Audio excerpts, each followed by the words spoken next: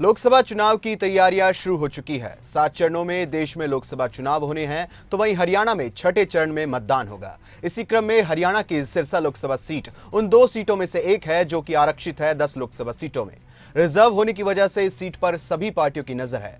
तो अब किसके नाम के लगाए जा रहे हैं क्यास, क्या कहता है जाति समीकरण और सिरसा लोकसभा सीट का इतिहास, बताते हैं आपको इस खास खबर में। नमस्कार, मैं हूं रोहित भामला और आप देख रहे हैं खबरें अभी तक।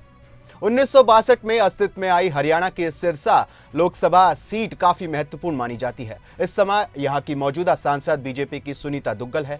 वैसे तो सिरसा कांग्रेस का गढ़ रहा है, क्योंकि इस सीट पर कांग्रेस ने 9 बार जीत का परचम लहराया है। सिरसा हरियाणा के पूर्व मुख्यमंत्री और आईएनएलडी के अध्यक्ष ओम प्रकाश चौटाला का गृह क्षेत्र है और यह आईएनएलडी का गढ़ भी रहा है। आईएनएलडी ने यहां से 4 बार जीत हासिल की है, लेकिन पिछले लोकसभा चुनाव में बीजेपी को यहां से शानदार जीत मिली थी। सुनीता ने 2019 के लोकसभा चुनाव में हरियाणा कांग्रेस के प्रदेश अध्यक्ष अशोक तंवर को भारी मतों से हराया था। वहीं अगर 2014 लोकसभा चुनाव की बात करें तो आईएनएलडी के चरणजीत सिंह रोरी ने शानदार जीत हासिल की थी। उन्होंने कांग्रेस के अशोक तंवर को हराया था। अब सिरसा लोकसभा सीट पर चर्चा करने के लिए हमारे साथ हमारे आउटपुट हेड कमल कौशिक जी हमारे साथ जुड़ चुके हैं।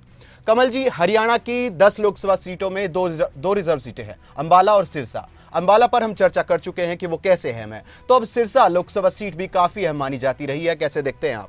सिरसा लोकसभा सीट पर सभी की निगाहें टिकी हुई है वाकई में, क्योंकि यहां से बीजेपी ने एक ऐसे उम्मीदवार को चुनावी मैदान में उतारा है जो कभी कांग्रेस पार्टी में हो करते थे, फिर आम आदमी पार्टी को ज्वाइन किया, लेकिन फिर बीजेपी में शामिल होकर सीधे टिकट पाकर चुनावी मैदान में जनता से वोट मांग रहे हैं।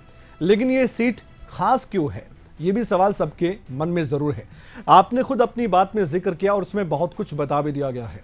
पूर्व मुख्यमंत्री ओपी चौटाला, उनकी पार्टी इनेलो, कहा जाता है कि एक समय ऐसा था कि सिरसा में किसी को ये पार्टी घुसने नहीं दिया करती थी और यहाँ पर पूरी तरह से कब्जा इनेलो का हुआ करता था। जेजेपी और इनेलो जब एक साथ हुआ करती थी तो एक तरह से मजबूत माना जाता था, क्योंकि परिवार का और पार्टी का बंटवारा नहीं हुआ था। लेकिन आज जब हकीकत इस बात की है कि जेजेपी ने अपने आप को साबित किया था, 2019 के असेंबली इलेक्शन की मैं बात कर रहा हूं, तब ये देखा गया कि जेजेपी ने भी अपने आप को ये बताया कि हम इनेलो से दूर होकर अपनी पार्टी बनाकर हम वोट पा सकते हैं। लेकिन बात यहां पर पार्लियामेंट्री इलेक्शन की हो रही है, बात यहां पर सांसद के इलेक्शन की हो रही है, तो इसलिए सवाल यह है कि क्या जेजेपी का भी कोई ना कोई बड़ा प्रभाव इस इलेक्शन में देखने को मिलेगा? क्या इनेलो भी फिर से अपने आप को साबित कर पाएगी, जो कभी हमें 2000 से पहले यानी कि साल 2000 से पहले दिखाई देता था, जिसके बाद कांग्रेस पार्टी ने सारा खेल बिगाड़ दिया है। सबसे पहले इस सीट की बात करूं तो 9 विधानसभा सीट आती हैं। इसमें पूरा फतेहाबाद डिस्ट्रिक्ट आता है। 2 जिलों की बात करूं, फतेहाबाद डिस्ट्रिक्ट, सिरसा डिस्ट्रिक्ट पूरा आता है। इसके अलावा जींद का भी एक पार्ट आता है, यानी कि जींद की भी विधानसभा सीट इसी सिरसा लोकसभा सीट के अंडर आती है। तो ऐसे में 60% से ज़्यादा लिटरेसी रेट यानी कि साक्षरता दर वाले इस लोकसभा सीट पर लोग बहुत समझदार माने जाते हैं। इसके साथ ही वो समझते हैं, जानते हैं कि उनके लिए उनका सांसद क्या कर सकता है और वो उम्मीदवार को जानते पहचानते भी हैं। सुनीता दुग्गल का टिकट कटा, उसके बाद अशोक तंवर पर भरोसा जताया बीजेपी ने, लेकिन कांग्रेस की तरफ से कौन होगा ये सवाल भी मन में है। इस पर हम चर्चा करेंगे, लेकिन उन 9 विधानसभा सीट की मैं रोहित थोड़ा सा बात करते हुए जिक्र कर लूं, क्योंकि यहां पर ये नहीं कह सकते कि 2019 के असेंबली इलेक्शन में, क्योंकि मैं विधानसभा से हमेशा कंपेयर करता हूं, तुलना करता हूं किसका प्रभाव कैसा है, क्योंकि विधानसभा वाइज ही मेहनत प्रत्याशियों को करनी पड़ती है जीत की दहलीज तक पहुंचने के लिए। तो ऐसे में जो ये 9 विधानसभा सीटें हैं, इसमें आप जानते हैं रोहित, नरवाना आती है जो कि जींद डिस्ट्रिक्ट का पार्ट है और वो भी रिजर्व विधानसभा सीट है। इसके अलावा टोहाना, जिससे पिछली बार विधानसभा चुनाव में जेजेपी का प्रत्याशी देवेंद्र बबली जीते थे। इसके साथ ही फतेहाबाद सीट आती है, फतेहाबाद जिले में ही। रतिया आती है, ये भी जो रतिया है रिजर्व सीट है, ये फतेहाबाद डिस्ट्रिक्ट में ही आती है। कालावाली सिरसा जिले में आती है। इसके अलावा डबवाली सिरसा जिले में आती है। रानिया सिरसा जिले में आती है, जहां से रणजीत सिंह को जीत मिली थी। असेंबली इलेक्शन की मैं बात कर रहा हूं। सिरसा से ही हम बात करें तो यहां से आप जानते हैं गोपाल कांडो को जीत हासिल हुई थी, और ऐलनाबाद की बात करें तो यहां से जीते थे अभय चौटाला। तो मैं क्या कहना चाहता हूं, मैं ये कहना चाहता हूं कि विधानसभा चुनाव जो नतीजे बता रहा था, उसके बाद अब ये सीधे लोकसभा चुनाव हो रहे हैं, तो उससे एक बात तो हम समझ सकते हैं कि यहाँ के वोटर्स अलग अलग विधानसभा में अलग अलग विचारधारा के साथ तो या तो जुड़े होंगे या उनकी सोच अलग अलग है। ऐलनाबाद में जाहिर तौर पर अभय चौटाला ज्यादा मजबूत है, और अगर बात करें गोपाल कांडा, सिरसा में उनका भी प्रभाव माना जाता है। इसके अलावा बीजेपी की बात करें तो बीजेपी को कैसे जीत हासिल हुई थी वो हमने देखा 2019 के असेंबली इलेक्शन में। इसके अलावा जहां कांग्रेस पार्टी को फायदा मिल सकता था, लेकिन रणजीत सिंह ने वहां पर जीत हासिल कर इंडिपेंडेंट फिर बीजेपी की तरफ रुख किया और आज वो बीजेपी के उम्मीदवार भी है। जेजेपी भी 2 सीट पर अपने आप को साबित करने में कामयाब रही और फिर कांग्रेस पार्टी भी 2 सीट पर, 2 कांग्रेस, 2 यहां पर बात करें बीजेपी और 2 जेजेपी और बाकी एक सीट की बात करें तो आप जानते हैं यहां पर गोपाल कांडा और एलनाबाद की सीट भी और 1 इंडिपेंडेंट। कुल मिलाकर देखा जाए तो टक्कर का मुकाबला असेंबली इलेक्शन वाइज देखा जा सकता है। लेकिन ये लोकसभा का चुनाव है तो क्या ये जो रिजर्व सीट है जिसमें प्रभाव ज्यादा किसका है? अनुसूचित जाति का। रोहित, आपके मन में एक सवाल होगा, मैं उसका जवाब पहले ही दे दूं कि यहां पर जातिगत समीकरण क्या कहते हैं। तो अनुसूचित जाति के वोटर्स का ही प्रभाव है और रिजर्व सीट भी है, तो जाहिर तौर पर हर पार्टी ये चाहती है कि उनका जो कैंडिडेट है मजबूती के साथ खड़ा रहे, बड़ा चेहरा हो, क्योंकि अनुसूचित जाति से संबंध जाहिर तौर पर रखता होगा वो, क्योंकि रिजर्व सीट है। तो ऐसे में अशोक तंवर है तो कांग्रेस की तरफ से कौन होगा, ये सवाल बड़ा है। जी देखिए कमल जी, बीजेपी ने यहां से सुनीता दिग्गल का जो है टिकट काटा है, उसी दिग्गज नेता का जिसने 2019 के लोकसभा चुनाव में बीजेपी को यहां से जीत दिलाई थी, और अशोक तंवर को टिकट दिया है जिन्होंने 2019 लोकसभा चुनाव में बीजेपी के खिलाफ चुनाव लड़ा था। क्या वजह लगती है कि सुनीता दुग्गल का टिकट काटकर अशोक तंवर को बीजेपी भरोसा जता रही है? 2 बातें हैं, इसको समझना होगा रोहित। यहां पर एक तो यह है कि अशोक तंवर अगर आम आदमी पार्टी में बड़ी जिम्मेदारी निभा रहे थे तो वो बीजेपी की तरफ क्यों गए?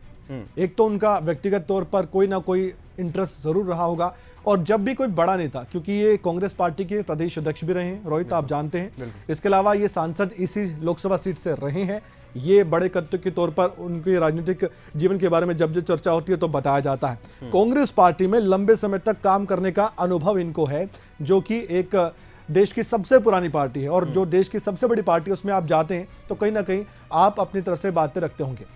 तो ये अंदर खाते बातें होती हैं, हुई कि नहीं हुई, कमिटमेंट था कि नहीं था, ये अलग बात है। लेकिन अशोक तंवर जैसे नेता को यहां से लोकसभा का चुनाव लड़वाना और सुनीता दुग्गल जो कि सिटिंग एमपी है उनका टिकट काटना, ये बताता है कि डिसिप्लिन नाम की चीज है बीजेपी में।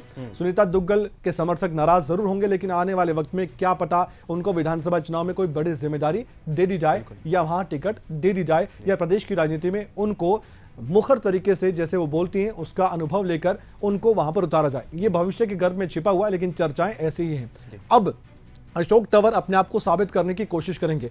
अगर यहां से रोहित अशोक तंवर जीतते हैं तो मील का पत्थर साबित होगा उनके लिए ये राजनीतिक कदम जो उन्होंने उठाया बीजेपी में जाने का। अगर हारते हैं, अगर ऐसा होता है तो जाहिर तौर पर उनके लिए और उनके समर्थकों के लिए ये सबसे बड़ा झटका होगा आज तक का उनके लिए। कमल जी, कुछ देर पहले आपने बात की थी कि उनकी चर्चा करते हैं जिनके नाम के क्यास लगाए जा रहे हैं, तो अब बता भी दीजिए कि किसके नाम की चर्चा हो रही है इस वक्त, अगर हम बात करें सिरसा लोकसभा सीट पर?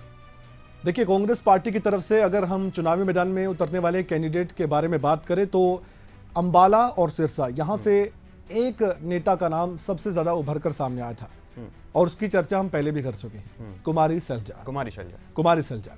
बिल्कुल, और लगभग तय माना जा रहा है अंबाला से, क्योंकि बंतो कटारिया के सामने अगर कुमारी सैलजा को उतारा जाता है तो ऐसा हम नहीं कहेंगे कि एक तरफा मुकाबला या टक्कर का मुकाबला नहीं होगा। टक्कर का मुकाबला हो सकता है, लेकिन वहां समीकरण अलग हैं।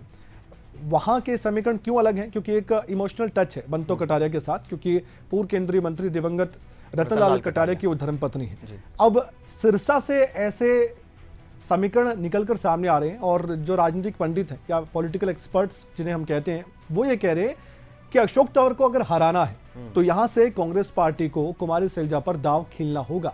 और बड़ी बात यह है कि कुमारी सैलजा दोनों जगह से चुनाव लड़ने के लिए तैयार भी दिखाई देती हैं। हालांकि बयान आधिकारिक तौर पर सामने तो नहीं आया, लेकिन ऐसी बातें निकलकर सामने आती हैं। कांग्रेस पार्टी को भी दिक्कत परेशानी नहीं है, बस इंतजार ही है कांग्रेस की उस घोषणा का जिसमें उनका नाम अगर यहां से आता है तो मैं दावे के साथ कहता हूं रोहित जी, फिर ये लोग भी कहेंगे, ये राजनीतिक पंडित कहेंगे, पॉलिटिकल एक्सपर्ट कहेंगे, राजनीति में दिलचस्पी रखने वाले भी कहेंगे कि अब है दिलचस्प मुकाबला, अब है टक्कर का कड़ा मुकाबला। जी चलिए, बहुत बहुत शुक्रिया कमल जी तमाम जानकारी हमारे साथ साझा करने के लिए। अब हम आपको सिरसा लोकसभा सीट के राजनीतिक इतिहास के बारे में बताए तो इस निर्वाचन क्षेत्र के अंतर्गत विधानसभा की 9 सीटें आती है, जिनमें नरवाना, टोहाना, फतेहाबाद, रतिया, कालावली, डबवाली, रनिया, सिरसा व एलानाबाद शामिल है। सिरसा वैसे तो कांग्रेस का गढ़ रहा है। इस सीट पर कांग्रेस ने 9 बार जीत का परचम लहराया है। सिरसा हरियाणा के पूर्व मुख्यमंत्री और आईएनएलडी के अध्यक्ष ओम प्रकाश चौटाला का गृह क्षेत्र है और यह आईएनएलडी का गढ़ भी रहा है। आईएनएलडी ने यहां से 4 बार जीत हासिल की है। राजनीति के लिहाज से सिरसा की मैच्योरिटी अव्वल दर्जे की है। यहां से कई ऐसे नेता निकले हैं जिनकी भारतीय राजनीति में एक अलग पहचान रही है। सिरसा ने करीब करीब सभी पार्टियों को प्रतिनिधित्व करने का मौका दिया है। अब पार्टियां सिरसा में किस किस के नाम की जो है मोहर लगाती है, ये तो आने वाले दिनों में देखने को मिलेगा। लेकिन 4 जून को यह साफ हो जाएगा कि कौन जीता सिरसा का रण।